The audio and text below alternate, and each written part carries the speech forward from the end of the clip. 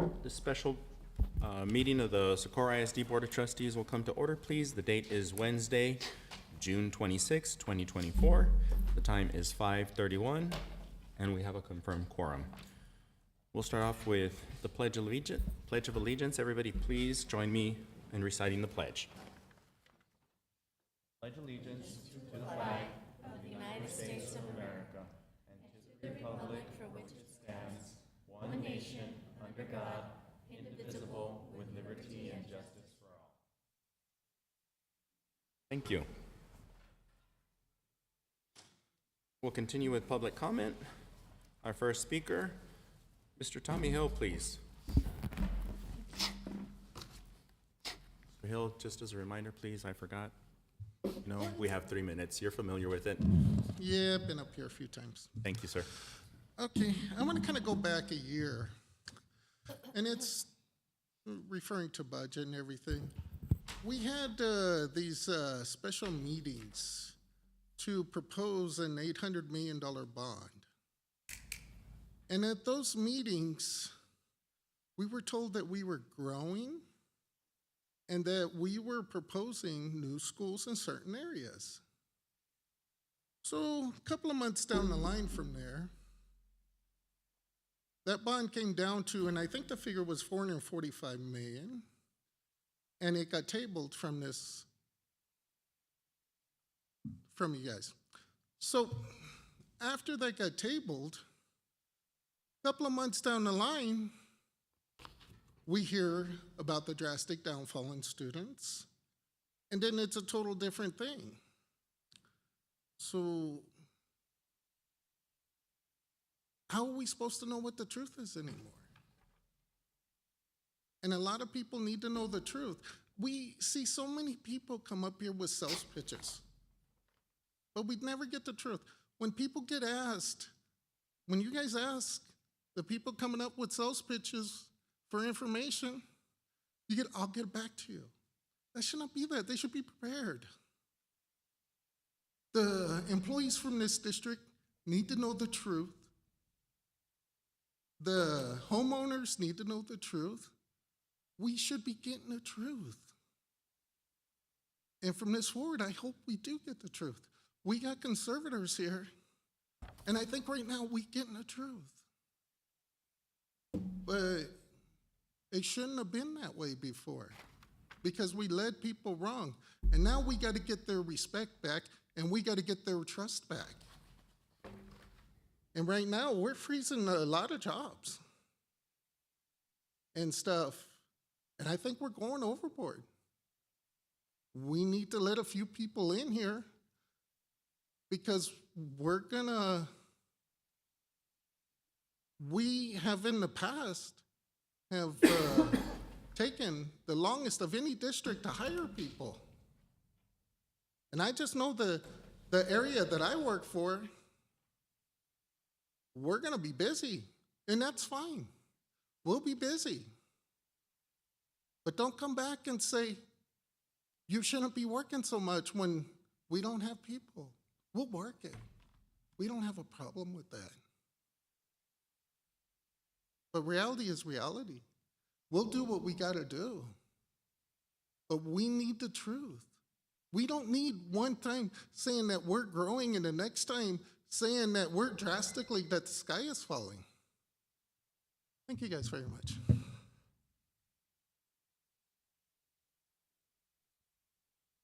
Okay, we have one more speaker, but that speaker is signed up to a specific agenda item. Inasmuch, we continue with new business. 4A, consider approval of the 2024-2025 school district budget. And signed up to speak on that is Mr. Philip Thomas Lane, please.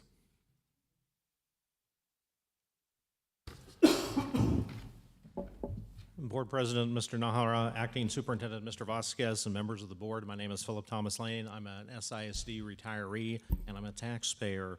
And tonight I ask that the budget be approved as recommended by administration, and that moving forward, that the budget process be moved up in the school year, and that there be more frequent and regular reviews of actual versus budgeted expenditures. The amount of the budgetary deficit is something that also needs to be regularly reviewed by the board so that the board can have access to the most current information. Because funding is so tightly tied to enrollment and ADA, I'm also asking that the board take a look at the district strategic plan to look at any revisions to that, because right now there's nothing in the strategic plan that deals with attendance, ADA, or anything, and I think that's very important to get the budget situation under control. As I've previously shared, I do think that public education is going to be the sacrificial lamb on which school vouchers are brought about in Texas, and that doesn't bode well for public education at all. I think any future bills introduced in the Texas legislature to increase school funding, I think, like in the last special session, I think will also be tied to school vouchers. And I think that's going to create a lot of friction within the state, and I think we're going to enter into what I look at as a public education funding famine. And so I think extreme budgetary diligence is going to be necessary moving forward, and I'm counting on each of you to exercise that diligence. Thank you, Mr. Lane. Continuing then with the agenda item, Ms. Olson, please.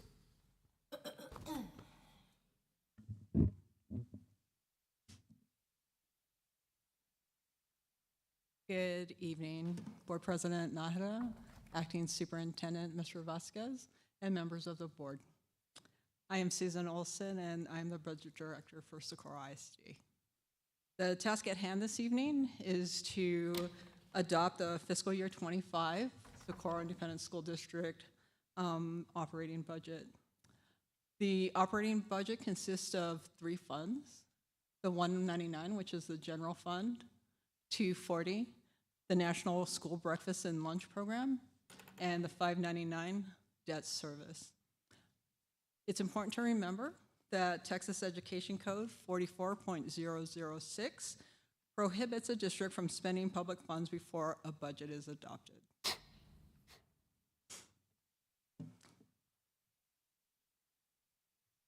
Let's review each fund. So Fund 199, the general fund budget totals $457,625,873. The general fund expenditure budget totals $479,637,802. Since expenses are greater than revenue, we anticipate having to use fund balance in the amount of $22,011,929. Fund 240, this is the National Breakfast and Lunch Program, is presented as a balanced budget at $36,079,129. Fund 599, the debt service revenue budget, totals $61,759,729. The debt service expenditures total $53,990,175. This results in a surplus of $7,769,554. The expenditures by function are the same as the expenditures that were presented on June the 19th. And here in just a little bit, I will explain the revenue differences by fund so you understand. So the revenue amounts being presented this evening were vetted by the best of the best in this industry. And I hope that provides you some level of confidence. Josh Haney, he's with Moat Casey. He actually was on vacation and joined us from Hawaii. I have learned a lot in the last 5 days, a lot. We met every day from Friday to Tuesday. And I am truly grateful for all the folks listed on this slide because they supported me 110%. So the next thing that we're going to talk about are the changes. I've listed the changes by object code. 5711 is the current year levy. The proposed budget on June the 19th totaled $113,232,102. And today's proposed budget is $105,570,052. This resulted in a decrease in the current year levy of $7,662,050. Two things contributed to this delta. The overcollection of the penny 66, which resulted in a difference of approximately $2,441,024. Additionally, the use of the certified preliminary CAD report dated April 27th instead of the updated CAD report that we received on June the 3rd. The value difference between those reports was $1.7 billion. And you'll notice it's like a small difference in the per capita apportionment of $116. This is allocated by ADA, so if there is any slight decrease in the ADA, it's like you'll have, it's like, increases or decreases. So we are on 5812, which is the Foundation School Program. On June the 19th, the proposed FSP revenue was $281,806,669. And today, the FSP revenue we're asking you to adopt is $295,250,105. The increase of $13,443,406 is due partly to property tax equalization. And that was mentioned at the last board meeting.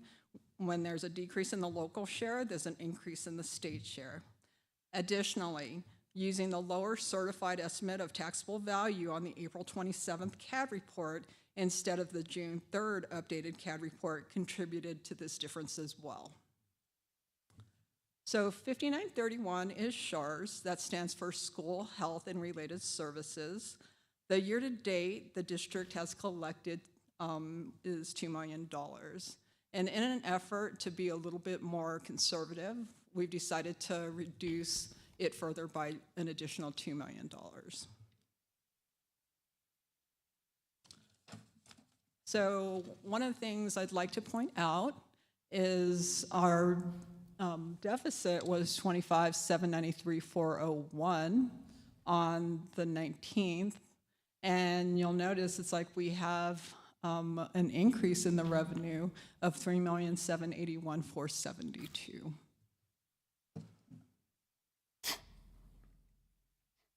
So Fund 599, this is our debt service. The proposed current year tax levy on June the 19th totaled $56,816,959. The proposed budget today reflects $54,534,729, which results in a decrease of $2,262,230. In speaking to the district's financial advisor, the net taxable value may have been used to calculate the revenue instead of the certified estimate of the taxable value, which is lower. Also note that the current year tax levy revenue reflected today is based on the tax rate that was published on June the 9th. That rate was 0.34698. Typically, the debt service fund is balanced. The interest in the sinking rate generates funds to service voter-approved bonded debt. So the next thing is the bond defeasance. And the INS rate posted on June the 9th, as I mentioned, was 0.34698. And I think that Mr. Kim would like to speak to the board to see if they want to consider a defeasance in September. So the potential reduction for the 23-24 INS tax rate, there is a potential reduction in the INS tax rate of 0.49511. Good evening, board members. Andrew Kim, serving as your conservator. I believe that the school district actually exercised some defeasance in the last financial cycle. And I think the defeasance for the public is where you actually retire additional debt by putting dollars into escrow. In this case, you have about a $7 million surplus. At some point, when we adopt a tax rate in September, the board's going to need to decide, do we lower the INS tax rate further or use that extra surplus in order to retire additional debt giving the board, giving the school district flexibility in future years for potential bond issue. What you have right now is a maximum of 0.49 on the INS tax rate, which you adopted last year. So potentially right now you could be lower or lower than 0.34, depending on what the board decides to do in September going forward to adopt the tax rate on the INS side.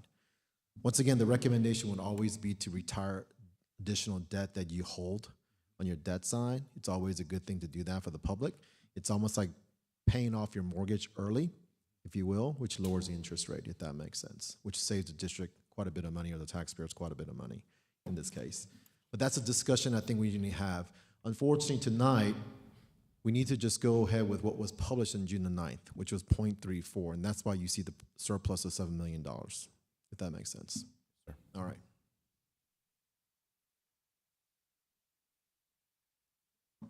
So these are the tax rate key dates. We should receive our final certified values from CAD on July 25th. We should get our maximum compressed rate from TEA on August the 31st. And we are scheduled to adopt the tax rate for Socorro ISD on September the 18th. We're going to circle back to the budget. Are there any questions that I can answer for you? Yes. Yes. Well, I just wanted to thank you all. I know that for the debt services or the deficit that we had, we are still going to approve a deficit operating budget. However, it is less based on what you found. So how are we going to ensure that best practices, are we documenting that? That way next year we're not questioning if we followed best practices. And Ms. Olson, thank you for highlighting the experts that, put these systems in place.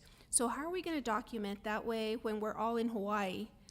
We do it, with that level of efficacy every single time. Right. I think, it's like having the mentors that Mr. Kim and Dr. Hinojosa have provided to us.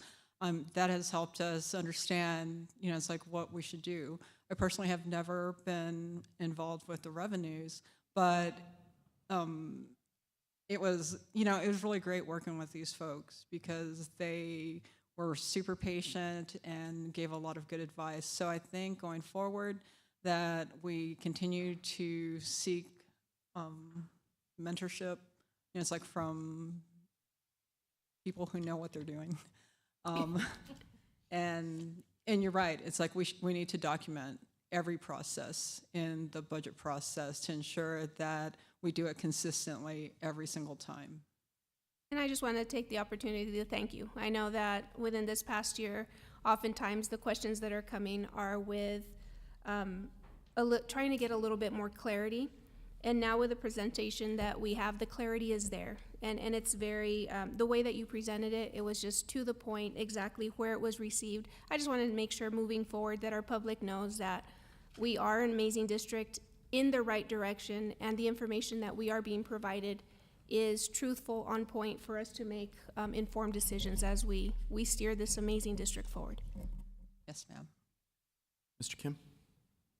Board members, I just want to comment to Susan and the team. They're a fantastic job. They're very patient, very coachable, and I think you're right. We are codifying the process.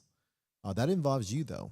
That involves your early work starting in the fall to look at ADA enrollment in that process, looking at the contracts, looking at all the expenditures.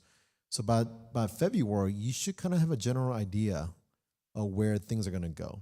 We cannot wait anymore until June or July to try to figure all this stuff out. I think right now we had to sort of triage the situation as fast as we can. The staff did a fantastic job, and I think you should be commending them for that efforts. But I do think that we are making those things make that work. It's a year-long process, and so certainly next cycle you will see a dramatic improvements, in my opinion. Thank you, Mr. Kim. Additional questions? Question. Yes, sir. Okay, on your Fund 199 revenue estimate changes, the 3.7 million, you said, yes, we had a savings there, or revenue estimate. Where did that come from? The changes in the various revenue. So what you'll see is there was a decrease of $7.6 million for the current tax levy. And again, it's like the 5812, which is the foundation school program. As you lose local share, it's like the state share goes up. So you'll see it's like that went up by 13 million.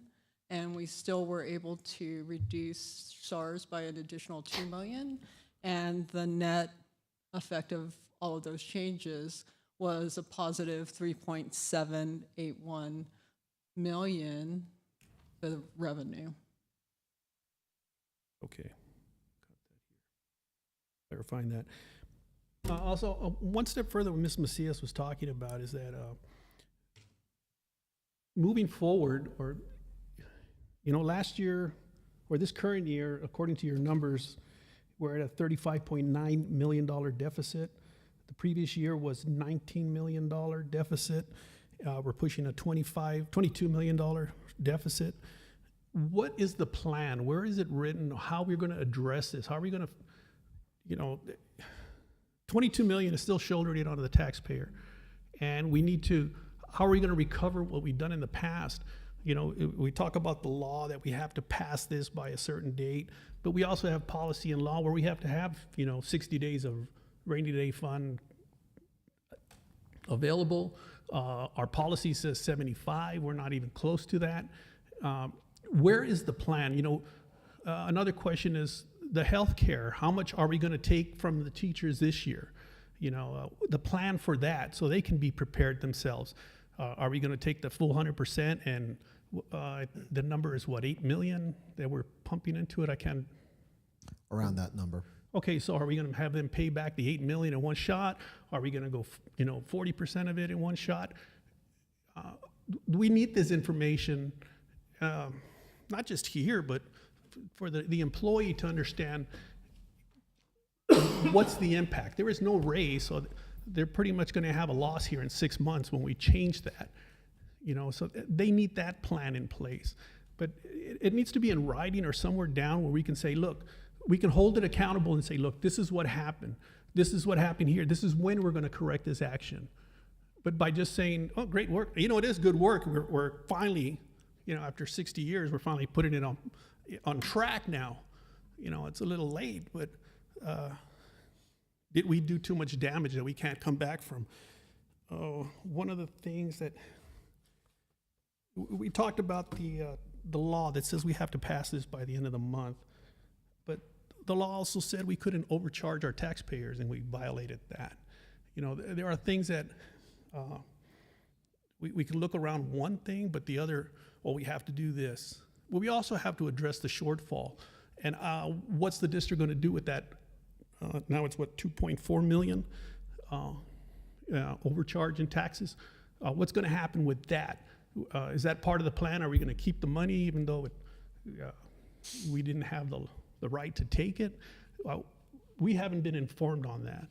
And that's what, I know there's a concerned taxpayer out here. They all need to be aware of it. They need to understand. And of course, this is all bigger than the 7 of us here to keep track of it. And we rely on your information. Some of the information, I've complained that it's not consistent. Okay. And that's hard. And I know I voiced it with Mr. Kemp, Dr. Kemp, I'm sorry. That we need that information. I still find it hard that we're pushing a $22 million deficit for next year on top of what we've already paid out. And I think more work can be done, but we need to have a plan to say during this fiscal year, we're going to address it and not just wait till next year, not till February to kick it down the road then to address this problem. We need to take place, as it's going through the year, we need to make the adjustments. We need to make whatever it takes to bring this $22 million down to a zero. So that way we end at a balanced budget, and then we worry about starting to collect what we've already lost. Because right now it's going to be hard to even make up that, our fund balance. Mr. Kim? These are some fantastic questions that I think all the board members, I'm sure, are on a day-to-day basis thinking about. Once again, the process is such that there are additional areas certainly that potentially could be additional cuts. However, I think we just need to balance that out in regards to whether or not that has any harmful effects for any employees in our school district or potentially our students. So I think that's a longer discussion that we need to have. I think what we've done so far, and the team has done a great job, is to reduce where we can to make this thing work at this particular point. No one likes a $22 million deficit budget. Obviously, our goal would be to get to a balanced budget. So the year-long process of having enough time to vet programs, vet issues, vet ideas, vet the expenditures to see what are the things that are working or not working, what are contributing to success, what may be something that we may need to strategically abandon or subtract. Those are the hard discussions that we're going to need to have throughout the process. Unfortunately, we were not able to do that within the last 48 hours with Susan in place. But I think, once again, she's done a fantastic job with that. In regards to comments about the tax rate, as you know from our previous board meetings, the district is going to be adopting a credit back to the taxpayers of 0.0166, which was the overage, which amounts to about $2.4 million in terms of the overall collection of taxes here locally. And so that will be credited back to the taxpayers on top of what's known as the maximum compression rate. So in the previous year going forward, the district will be more cognizant about ensuring that the maximum compression rate is adopted for the M&O tax rate. To do that, we're going to push out your process. Instead of adopting what you have done in the past in August budget and tax rate, we'll extend that out to the September, because the maximum compression rate officially doesn't come out until end of August. And by law, you can adopt a tax rate in September, even though your budget is adopted accordingly at this particular point.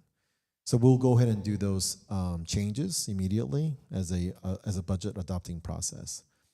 But largely, when it comes to this notion of how do we get to a zero deficit, it really is about making sure that the school district is well regarded, well respected, academically, extracurricular-wise, and so forth, because you got to increase your enrollment. And the second thing you got to do is you got to increase your ADA. And we talked about this in our budget board game that we play, what a 1% exchange does. Right now, we're hovering around 94.7 is what we're looking at projecting for next school year. If that were to take 1 more %, there's a delta plus to the school district that can contribute to that. When it comes to the issue of insurance, that is a whole different separate bucket of budget that we have to deal with. Certainly, we're taking money from your general fund balance, which you have right now 52 days of it, to pay that off. And you've been doing that for some time now, by the way.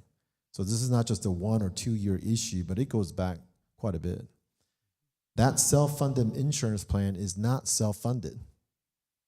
It's not the old Postal Service program. It's the new Postal Service program. So the question really becomes, as we present it to you, and Mr. Carmona presented to you, that we're going to come back to the board here in July and August to present to you multiple different plans that restructures a plan that's reasonable, that's fair, that's comprehensive to the employees.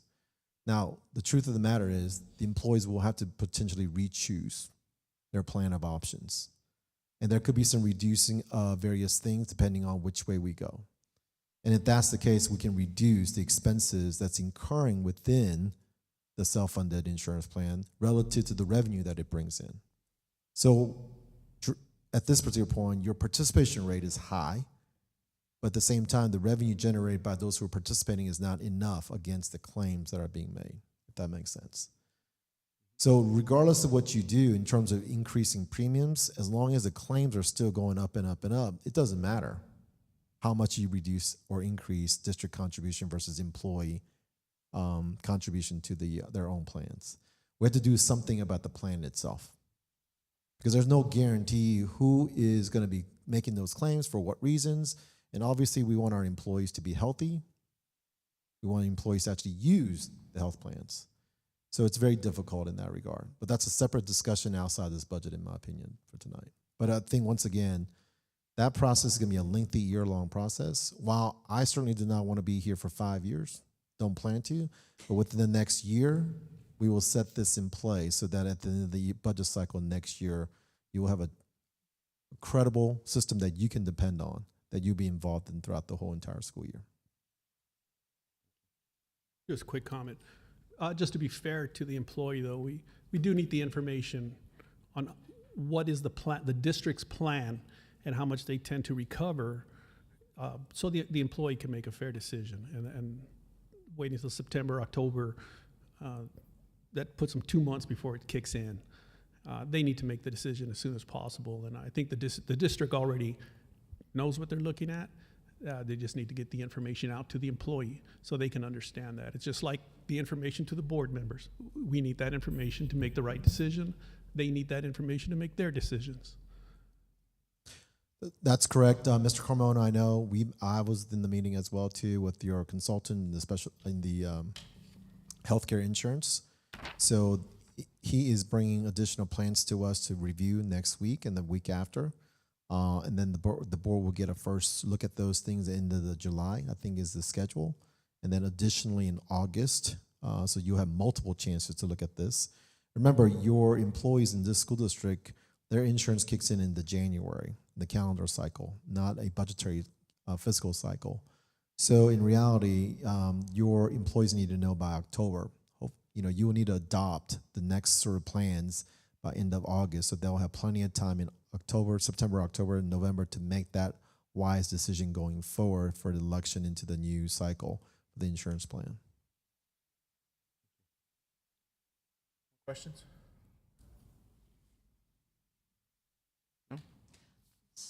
So circling back to the budget,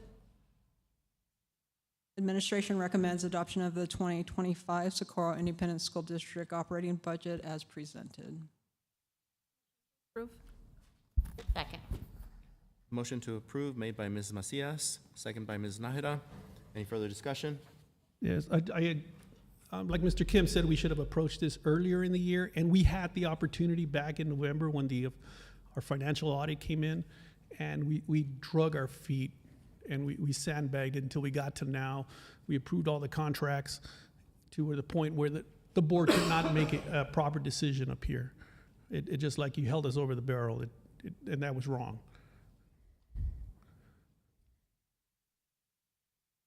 Ms. Olson wants to thank you all and the entire team for all the effort that you've put in to get us and progress us to this point. You're welcome. Thank you. All those in favor? Aye. Opposed? I'll abstain. Abstain.